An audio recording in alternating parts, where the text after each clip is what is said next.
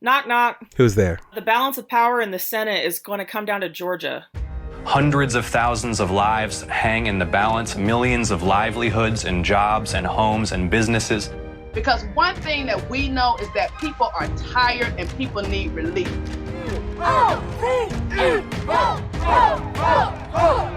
I am moving all across the state of Georgia, and I'm talking to real Georgians who are struggling with real issues. It looks like it happened overnight, but we have been out here doing this work for 4, 6, 8, 12 years. Welcome to Ground Game, Georgia. From Atlanta, I'm Holly Anderson. And I'm Marcus Ellsworth, just across the border in Chattanooga, Tennessee. We've talked already on this show about how people like Stacey Abrams and organizations like Fair Fight are seen as the sun in Georgia's organizational sky. They're very shiny, they reach a lot of people. But we want to shift our telescopes a bit this week and show you some of the stars and planets. Activists and organizations that shine just as brightly in a little bit of a different direction. And today, as the lovable misfit crew of a metaphorical starship, we have an entire arm of this spiral galaxy to show you. ProGeorgia is not just one organization, but a network of close to 40 partners who work together to ensure Georgia voters can fully participate in the electoral process. We'll be talking about those organizations more at the end of today's episode. But first, we spoke with the woman at the helm of coordinating all of these groups, ProGeorgia Executive Director Tamieka Atkins.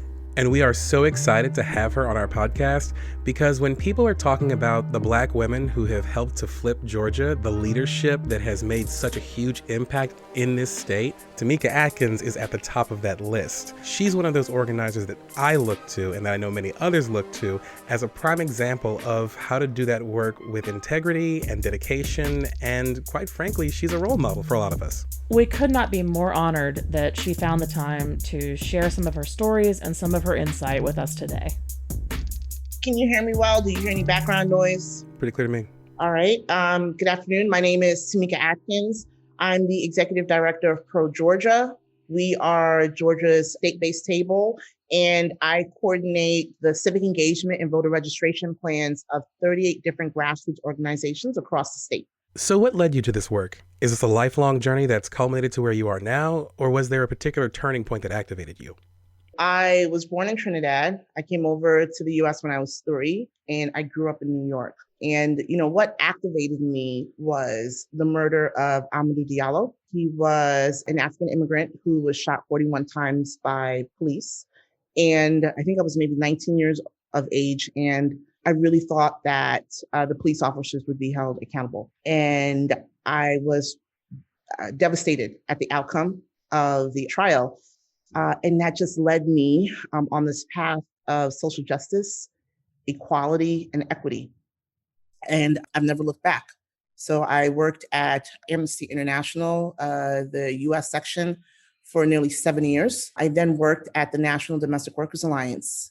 I created and built up their Atlanta chapter. And when I left, we had over 1,500 members of nannies, housekeepers, and home care workers, primarily Black and African diaspora, organizing for rights and dignity and safety, frankly, in the workplace. That's when the Affordable Care Act and Medicaid expansion came on the scene. And we found out that many of our chapter members fell into the coverage gap and that Medicaid expansion would be life-changing for them. And we found out that our state was not planning to accept the free money over 3 years to accept the expansion. Yep, it's the year of our Lord 2020. We are 8 or 9 months into the biggest global health crisis in any of our lifetimes, and Georgia is still among the states refusing Medicaid expansion. Governor Brian Kemp floated his own retooling late last year, a plan the Brookings Institute, not exactly known for being a leftist-leaning think tank, said would likely cause tens of thousands of Georgia residents to lose their health insurance coverage. That's a quote. We held press conferences and interviews with domestic workers leading the work. Our governor at the time decided to give up his ability to implement Medicaid expansion. And that was the next pivot for me in my work with social justice, which was if folks aren't serving the people, then we need to vote them out.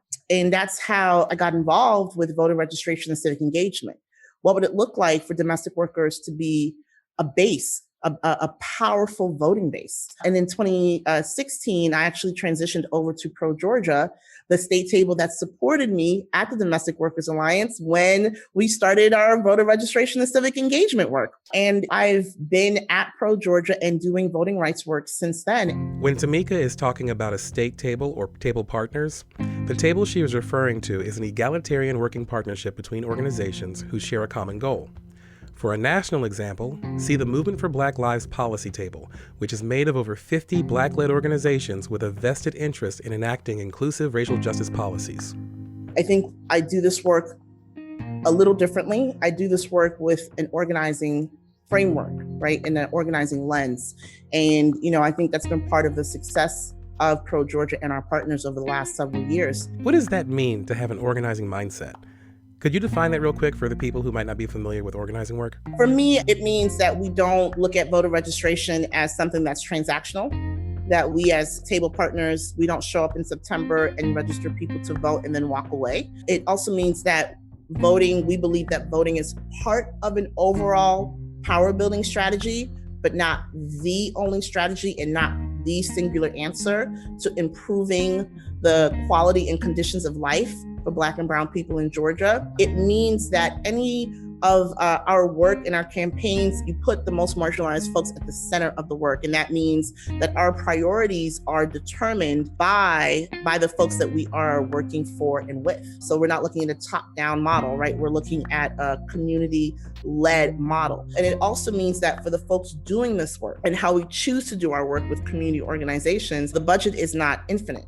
And we can go into how structural racism shows up in the world of philanthropy, but it can mean that organizations may not be able to always provide what they'd like to provide for their team, for their staff, right? We are working twice as hard, right? And so at ProGeorgia, we look at the folks who are doing this work, again, because we intentionally have leadership from Black and Brown communities. Then what does it mean to make sure that we are advocating and supporting all of our table partners to be able to pay their canvassers $15 an hour? That's a part of the voter registration and civic engagement work, that the people who are doing this work are also good and healthy and whole, right? What are we modeling? What are we leaving behind? How we win is just as important, if not more important, right? And that's what do we want the world to look like 500 years from now? Because this is not going to be a one generation thing. And so transactional voter registration and transactional civic engagement is not going to build us that long-term transformation that we're looking for. ProGeorgia organizes people through issue-based engagement. So what does it look like to base outreach around issues? And how do y'all determine which issues to focus on? So the way that we do our work with voter registration and civic engagement, our partners are all local, grassroots, community organizations that are already institutions in their neighborhoods, in their communities, right? Many of our partners like Atlanta Jobs with Justice, like Georgia WAND, like 9 to 5 Working Women's Association, they are already organizing with Black and Brown folks. They're either providing direct services from English as a second language class to citizenship classes to providing food pantries to, at the Domestic Workers Alliance, we would provide CPR trainings so that domestic workers can be trained up and then advocate for better wages with the families that they were working for.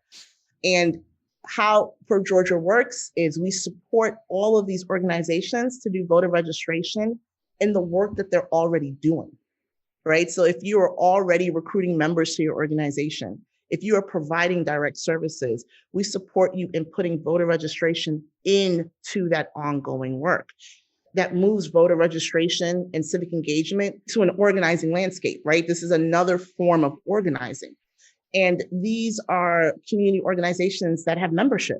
They have volunteers, they have member leaders. Many of the leaders of these organizations themselves come from the community that they advocate for and with. And so that's how we know what issues matter. We then do this voter registration and civic engagement work, connecting those issues to the act of voting, access to the ballot, so that people can vote. And that's how we work to reduce attacks on early voting. That's how we work on countering the discriminatory exact match rule here in Georgia. And, making sure that ballot boxes aren't reduced in a way that doesn't match the population's need. And, now there's talk about making these drop boxes accessible, 9 to 5. instead of 24 hours, then I'm unclear who that serves. In 2018, Georgia enacted what is referred to as an exact match law. It says voters can have their registrations rejected over minor discrepancies on their documents. This can discourage voters from going through the trouble of retaining their ability to vote, or even prevent them outright from voting. This might sound outrageous, but exact match means exact match. Filling out your registration in a hurry and sign your name without including your middle initial? In the state of Georgia, you might be a nefarious actor. And redoing all of this takes time a lot of people just don't have, thanks to work or school, or it's 2020 and I'm trying to get one kid through an online math test while the other one pours pancake syrup on the dog. Then there's the game of hot potato that's being played with drop boxes for absentee ballots. Recently, there have been changes to the number of available boxes for some counties and talk of limiting the hours when people can use them. The fact that this keeps changing and leading to conflicting rumors of when and where ballots can be dropped off is another problem that is making it confusing and difficult for some Georgians to vote. So ProGeorgia and our partners, we make sure that there's access to the ballot. But then the next piece here is engagement. So now you can vote, but do you want to vote? And our partners are the trusted messengers, and they're the ones, because they're the ones who did the voter registration, provide services, are there and present year round, right? That when it comes time to connecting the act of voting to the issues that matter, they're the ones that make it click, right, for our communities. And, I will say this, nationally, we're all talking about the US Senate race, which is very important. But again, back to what's coming from the community. People want to talk about the Public Service Commissioner race. In episode 2, you might remember Luke Boggs talking about the Public Service Commissioner races. In Georgia, Public Service Commissioners, or PSCs, are elected across 5 districts representing different areas of the state. The race in District 4, which makes up much of the northern and northeastern counties, has gone into a runoff that will be on the ballot alongside the Senate races in January. This is an incredibly important race as well because these commissioners oversee the regulation of public services like electricity, gas, public transportation, and telecommunication.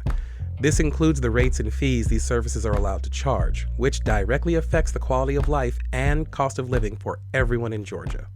Georgia has some of the highest utility rates in the country. People in Southwest Georgia, rural Georgia, right, older Black and brown folks have liens on their home or have faced evictions from receiving utility bills that are $800 a month and up. We are lacking equitable regulation of our utility providers. And so back to the issues that matter. We are clearly talking about the US Senate race, which has long-lasting impact on all of our lives. But you know what you feel right now in the middle of a pandemic is that utility bill. And so our partners have a ton of talking points, civic engagement materials about the PSC race, because again, that's connecting the issues that matter to the act of voting. And I am so glad that the Public Service Commissioner race was moved to be the same day as the US Senate race on January 5th, because now we can pull people in on the Public Service Commissioner race and the issues of utility rates and also the US Senate race. Has ProGeorgia made any pivots between the November race and the January race? Have you had to change your tactics at all? So we get asked that question a lot because now there's national interest. And what I usually tell those people is that there's no new secret sauce thing. The work that we have been doing is the work that we will continue to do. And folks have to trust that we know what we're doing. And then Black and brown folks know what we need. I will say this, because lest we forget, we're in a pandemic. And so we've had to pivot this whole entire year. And so, I think a lot of our big boulder challenges, we hit those in March. One thing that ProGeorgia does is the unsexy but ever so crucial work of tracking voter information as it moves through the system to ensure someone's registration does not get flagged and informing people of what is required to address any problems that may come up. Online voter registration in Georgia has, historically not been a real thing. And so we at ProGeorgia, all of our partners, we do paper forms where we receive permission from voters to track their non-sensitive information so that, even when they walk away and we're like, it was nice to meet you, we are still in the background making sure that there are no flags that will prevent them from voting, because nothing can disenfranchise a voter like going down to your polling location and then being told we can't find you. It just brings up such feelings of shame. and people walk away, and it can have long-lasting impact. So, we make sure that we are in the background, making sure that there are no barriers to you voting. And if we have to follow up with you, we can follow up with you and say, hey, there's a flag, here, you need to contact your election official. You need to, follow up. We can't do in person, right? Not like we used to. And so we had to quickly pivot to digital canvassing, digital voter registration. 60% of 60+% of the entire state's population lives in Metro Atlanta. And also what we know, right, which I think the West Coast and a lot of northern states do not know, is that in Georgia and in other southern states, rural does not mean white. And so, we have along Southwest Georgia, around by Albany, Columbus, Muskogee, Chatham County, there is a density, right, of eligible people of color voters. So we pivoted very quickly and we did something called a civic care package. And we mailed tablets and hotspots and laptops and cell phones with unlimited data, which was very expensive, to canvassers, right, and organizations outside of Metro Atlanta so that they can continue their civic engagement work. They can continue the texting. They can continue the phone banking, even in the midst of a pandemic where we can't all be together. I mean, the unemployment rates, y'all know, this is a very, very difficult time, especially for Black and brown folks. And so we wanted to make sure that they were safe, that their community was safe. We made sure that all of our partners had masks. We shipped more than 100,000 masks in boxes out to all of our table partners. Because again, back to looking at the whole person. And, I think on one hand, you could say that's not voter registration or civic engagement. But on the other hand, I think it's back to that organizing framework. These are some great lessons that, frankly, when the pandemic is over, we want to continue some of these same practices, right? So that we can have a real connection and leadership from other parts of the state. How to reach people when you can't be close together. Those lessons we are continuing for this runoff. After the bitterly contested 2018 governor's race that culminated in then Secretary of State Brian Kemp claiming victory over Stacey Abrams in a contest he himself presided over, it would have been understandable to see widespread disillusionment and disengagement both in the ranks of the Democratic Party of Georgia and in the activist organizers set. Instead, the electoral mismanagement has galvanized their ranks. What we found in 2019, as we were doing, outreach around municipal elections and census and knocking on doors, that Georgians were invigorated. That, for me, has been very inspirational and very motivating. We have seen nothing but record early voting from Black and brown communities. And so to me, no matter the outcomes, because that's not what I'm here for, I'm here to reduce barriers to the ballot. And so as we keep seeing these voting numbers and the voter registration gap between whites and people of color in Georgia close, I always feel inspired by that. And I will say, what keeps me going is that, I fully understand that there are generations of Black women behind me literally holding my back, and generations to come. I have 2 daughters. I'm not just doing this work for them. I'm doing this for their granddaughters and their great granddaughters, right? This is a 500-year game, a transformation. And, I am humbled to be doing the best that I can do my part. How can people listening at home, whether they're in Georgia or outside the state, contribute to ProGeorgia's mission in a way that is both efficient and also effective? For folks who feel moved and say, I want to do something now, I want to do something today, both folks in Georgia and outside of Georgia, go to our website, govotega.org. We have it already set up for you to do phone banking and text banking remotely, right? What we are not encouraging is for people from out of state to come in state to do in-person canvassing. We are quite aware that we are in a pandemic that is disproportionately ravaging Black and brown folks. And so we do not need folks from out of state to come and potentially ramp up an already bad situation. But the best way is to go to that website and you can sign up for phone banks and text banks in a second. There's also a link to donate. And frankly, any dollar amount is funding that supports ProGeorgia and our 38 partners. We want to thank Tamieka Atkins for her time and for her insights into what it's like to build a coalition composed of many smaller coalitions. And we couldn't let you go today without giving you just a little bit of a peek into some of the work that ProGeorgia does. Here are just some of their member organizations. If you'd like to learn more about any of these, there's a link to this list in our show notes. 9 to 5 is a national organization advocating for the needs and rights of working women. It also shares its name with an amazing Dolly Parton song and movie. As a Tennessean and lifelong Dolly fan, much respect. Atlanta Jobs with Justice is a coalition of labor unions, yes, we do have a few of them in the South, community organizations, and student groups fighting for economic and social justice in the workplace and everywhere. The Center for Pan-Asian Community Services is the first and largest Asian and Pacific Islander health and human services agency in the Southeast region. The Counter-Narrative Project centers the voices and shared community of Black gay men to support social justice through telling our stories and celebrating our history. The Equality Foundation of Georgia is a statewide organization working to promote equitable laws to protect the rights of Georgia's LGBTQ+ community. Faith in Public Life works to shift the narrative about faith in politics to one of progressive and inclusive visions that center social justice work and the common good. The Feminist Women's Health Center provides judgment-free abortion and gynecological services to any who need it. The Georgia Association of Latino Elected Officials works to increase civic engagement among Latino Hispanic people and recognize the contributions of those communities. The Georgia Muslim Voters Project works for representation, justice, and equality for Muslims across Georgia. Georgia Shift, well, y'all remember Ian Bridgeforth from episode 2. This is his org. Higher Heights for America works to expand the presence of Black women in civic engagement, elected positions, and making decisions about policies. National Domestic Workers Alliance protects and supports the needs and rights of domestic workers and their families. New American Pathways is a full-service refugee resettlement agency that serves families from touchdown to citizenship. Women Engaged builds on the power of Black women to enact public policy and bring about systemic change. For more information about these organizations and the rest of the membership of ProGeorgia, see the links in our show notes. Or you can visit groundgamepod.com. By the time you hear this episode, early voting will be well underway in Georgia, and next week we'll be talking to King Williams, a writer and documentary filmmaker from Atlanta who started the Pizza to the Polls initiative in Metro Atlanta and the surrounding counties. And until then, you can follow us on Instagram and Twitter at groundgamepod. Till next time, take care of yourselves and be good to each other. Our show is produced by the Ground Game Georgia Volunteer Flotilla. Editing by Douglas Reyes-Cerrone and Arlil Rodriguez. Our theme is by the wonderful Jonathan Sanford. Additional music by Blue Dot Sessions. Designed by Jasmine Johnson.